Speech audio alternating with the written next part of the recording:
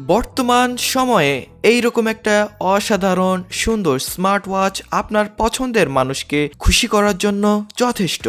Super AMOLED display smart watch, অসাধারণ সুন্দর একটি ব্রেসলেট, দুইটি প্রিমিয়াম কোয়ালিটির স্ট্র্যাপ সহ হাই কোয়ালিটির এই স্মার্ট ওয়াচটি দেখে কি মনে হচ্ছে ৩,০০০ থেকে ৩,৫০০ টাকা?